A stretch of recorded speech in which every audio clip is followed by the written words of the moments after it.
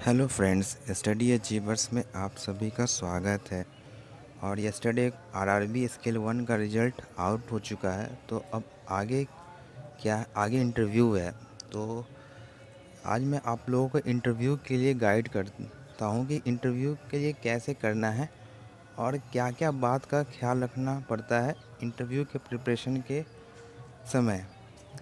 ये जो वीडियो है वो आईडीबीआई असिस्टेंट मैनेजर और आईबीपीएस आरआरबी स्केल 1 इंटरव्यू दोनों स्टूडेंट के लिए है जिनका सिलेक्शन हुआ है।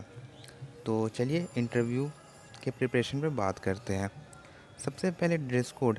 देखिए, ड्रेस कोड जो है वो आप फॉर्मल और सिंपल पहनिए और उस ड्रेस को पहनिए जिसमें आप कंफर्ट रहें, क्योंकि मैंने इंटरव्यू के टाइम बहुत सारे ऐसे कैंडिडेट को देखा है कि वो बहुत हैवी ड्रेस पहन लेते हैं और उसमें अनकंफर्ट रहते हैं। तो वैसा नहीं है, आपको वहाँ पे कोई चेयरमैन बन के नहीं जाना है, आपको एक सिंपल एक एस्पायरेंट्स बन के जाना है। तो आप फॉर्मल ड्रेस पहनिए और वही ड्रेस पहनिए जिसमें आप कंफर्ट है। अगर आप कंफर्ट हैं तो आप वियर कर सकते हैं ब्लेज़र, नहीं तो अवॉइड भी कर सकते हैं। ऐसा कोई मैंडेटरी नहीं है कि आप अगर ब्लेज़र पहनेंगे तभी आपका मार्क्स या सिलेक्शन होगा। तो एक बात का ख्याल रखिएगा। अब कौन कौन से टॉपिक हमें इंटरव्यू में पढ़ना चाहिए उस पर बात करते हैं। सबसे पहले तो एकेडमिक प्रोफाइल।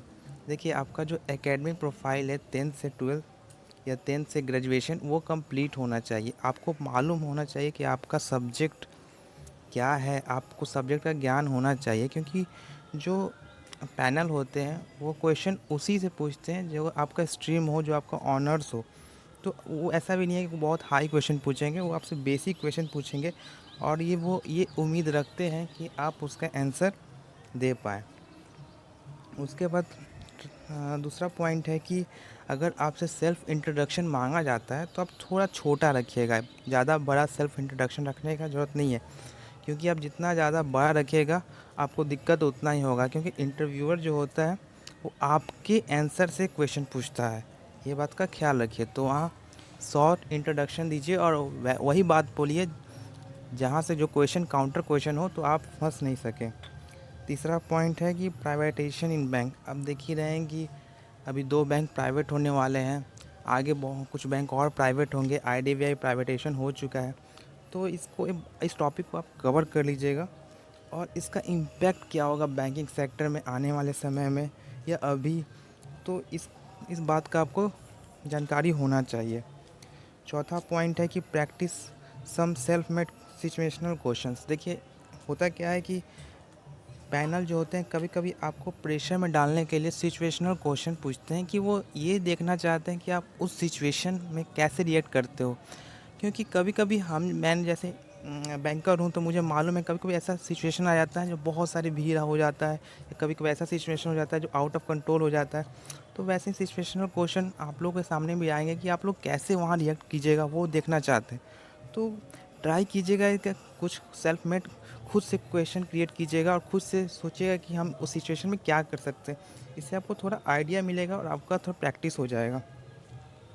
उसके बाद फिफ्थ पॉइंट है, you must know why you want to become banker. आप जिस चीज़ का जॉब करने जा रहे हैं आपको ये मालूम होना चाहिए कि मैं उस जॉब क्यों कर रहा हूँ।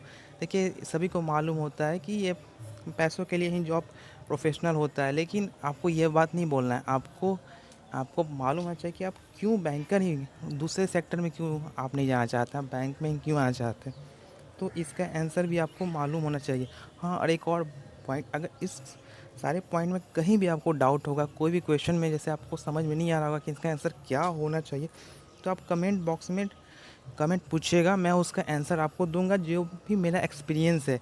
मैं ये नहीं कहता कि मैं जो आंसर दूंगा वही परफेक्ट होगा, लेकिन आप उस आंसर को देख सकते हैं। अगर आपको सही लगा तो आप वो आंसर दीजिएगा, नहीं तो अवॉइड कर दीजिएगा। सिक्स पॉइंट है कि देखिए, जितने भी रेगुलेटरी बॉडी है, आरबीआई हुआ, नाबार्ड हुआ, सिडबी हुआ, सेबी हुआ, ये सबको कवर कर लीजिएगा, क्योंकि वो लोग का फोकस होता है कि ये रेगुलेटरी बॉडी पे वो लोग ज़्यादा क्वेश्चन पूछते हैं। फिर सेवेंथ पॉइंट है कि अगर आपको कोई क्वेश्चन नहीं आता है तो एग्जैक्ट सॉरी नहीं बोल देना है। मतलब उनको ये नहीं लगना चाहिए कि आप पहले से घर से ही सोच के आए हैं कि जो नहीं आएगा सॉरी बोलना। 2-3 सेकंड लीजिए, उसके बाद सॉरी बोलिए। कम से कम वो लोगों को ये लगेगा कि आपने रिमेंबर करने का प्रयास किया। ठीक है ना। एट्थ पॉइंट है कि you must know about your home state and city. आप जिस शहर से हैं आपको उस अपने शहर के बारे में जानकारी होना चाहिए कि उस चीज़ का फेमस क्या है, उस चीज़ में क्या टूरिस्ट प्लेस है, उस चीज़ के सीएम कौन है, वहाँ कौन से एमपी हैं। तो ये सब बात आपको अपने सिटी और स्टेट के बारे में मालूम होना चाहिए। क्योंकि मैं अपना एक आपको एक्सपीरियंस बताता हूँ। मैं बिहार से था, तो मुझसे पूछा गया था आईडीवीआई के इंटरव्यू के टाइम कि आप बिहार से हैं तो आप बताइए कि बिहार का सबसे बड़ा प्रॉब्लम क्या है, उस कैसे वो प्रॉब्लम को कवर किया जा सकता है, बिहार के जो लोग हैं वो बाहर जाके जॉब क्यों करते हैं। तो ये सब क्वेश्चन भी आपसे पूछा जा सकता है, ऐसा नहीं है कि सिर्फ बैंकिंग क्वेश्चन ही पूछा जा सकता है। तो आपको अपना सिटी और स्टेट के बारे में जानकारी होना चाहिए। नाइन्थ पॉइंट है cover banking terms like types of cheques, notes, bill of exchange. वो ये सब छोटा छोटा क्वेश्चन पूछ लेते हैं आपका नॉलेज चेक करने के लिए। देखिए नॉलेज तो वो मेंस में ही चेक कर लेते हैं, लेकिन कभी कभी आपको क्वेश्चन पूछ के ये देखने का ट्राई करते हैं कि आपको ये सब आप उस टाइम कैसे रिएक्ट करते हो। तो cheque, notes, bill of exchange, negotiable instrument, ये सब आपको सिर्फ एग्जांपल है, वैसे बहुत सारे टर्म्स हैं, आप इसको कवर कर लीजिएगा। टेंथ पॉइंट है कि ई possible give daily one interview mock. अगर पॉसिबल है तो एक इंटरव्यू मॉक आप ज़रूर दीजिए, या तो आप कोचिंग में जाके दीजिए, नहीं तो घर पे ही आप अपने भाई बहन या गार्जियंस को ही पैनल सब मान लीजिए और उनके सामने ही प्रैक्टिस कीजिए। या अगर इसमें से भी कोई नहीं है तो आप मिरर के सामने इंटरव्यू दीजिए। इससे क्या होगा ना कि आपको प्रैक्टिस हो जाएगा, आप उस टाइम कुछ नया फील नहीं कीजिएगा। जिनका फर्स्ट टाइम है उनको मैं बोल रहा हूँ। तो 11th पॉइंट है कि last 3 months current affairs. Last 3 months current affairs आप कवर कर लीजिएगा। Don't nervous in the interview hall and B patience. देखिए इंटरव्यू हॉल में नर्वस नहीं होना है, क्योंकि नर्वस हो जाइएगा तो आप वहाँ पे अनकम्फर्ट हो जाइएगा। नर्वस नहीं होना है और पेशेंस रखिएगा। होता क्या है कभी कभी इंटरव्यू डीवी हो जाता है, उसके 5 घंटा 6 घंटा तक आपको बैठना पड़ जाता है। मेरा खुद का एसबीआई इंटरव्यू में मेरा जो डीवी हुआ था वो 12 बजे हुआ था, और मेरा जो इंटरव्यू का टाइम है तो रात को 8 बजे आया था। तो वो आप समझ सकते हैं, तो उसमें भी ज़्यादा कुछ करने का ज़रूरत नहीं है। 13वां पॉइंट है कि जॉब प्रोफाइल ऑफ आईडीबीआईएम और आरआरबी पीओ। तो जो आरआरबी पीओ है और आईडीबीआईएम है, इसका जॉब प्रोफाइल आपको मालूम होना चाहिए कि आप जिस चीज़ का जॉब करने जा रहे हैं उसका जॉब प्रोफाइल क्या है, आपको क्या काम करना पड़ सकता है, क्या काम करना होता है, तो उसका आइडिया आपको होना चाहिए। 14th पॉइंट होता है कि try to speak less and listen more in front of panel. कोशिश कीजिएगा कि ज़्यादा उनके क्वेश्चन सुने उस और कम से कम उसका रिप्लाई दें, क्योंकि जितना ज़्यादा आप बोलिएगा काउंटर क्वेश्चन उतना ही ज़्यादा होगा, ये बात का आप ध्यान रखिएगा। तो कम बोलिएगा और उनका क्वेश्चन ख़त्म होने के बाद आप अपना आंसर स्टार्ट कीजिएगा। ये नहीं कि वो क्वेश्चन पूछ ही रहे हैं और आपको आता है तो आप काट कर बीच में ही आंसर देने लगे, तो ये ऐसा नहीं करना है। 15th पॉइंट है कि देखिए जब आप इंटर कीजिएगा तो तब तक नहीं बैठिएगा जब तक इंटरव्यूअर आपको परमिशन नहीं दे। आप चेयर के पास जाके खड़े हो जाइएगा, वो लोग खुद आपको परमिशन देंगे। ऐसा नहीं है कि आप जाके से बैठ गए उसके बाद आप कुछ परमिशन मांग रहे हैं, तो ऐसा नहीं करना है। अपने सारे डॉक्यूमेंट्स को अरेंज कर लीजिएगा, क्योंकि उस टाइम क्या होता है बहुत सारे कैंडिडेट को मैं देखता हूँ उन लोग का कुछ ना कुछ डॉक्यूमेंट छूट जाता है, जिससे वो बहुत परेशान होते हैं। तो वैसा नहीं करना है। इंटरव्यू में अगर आपको कंफर्ट रहना है, अच्छे से देना है, तो अपने डॉक्यूमेंट को लास्ट टाइम पैनिक सिचुएशन को अवॉइड कीजिएगा, अपने सारे अरेंज कर लीजिएगा, क्योंकि ये सब आपके इंटरव्यू पर इफ़ेक्ट करेगा। और बहुत सारे फ्रेंड्स हैं कमेंट सेक्शन में पूछ रहे थे कि मेरा 2 मार्क्स ज़्यादा है, मेरा सिलेक्शन का क्या प्रोसेस होगा कि नहीं होगा, 14 मार्क्स ज़्यादा है। तो एक बात मैं बता देता हूँ, देखिए जिसका 2 मार्क्स ज़्यादा है या जिसका 14 मार्क्स ज़्यादा है, सबका इंटरव्यू में चांस है।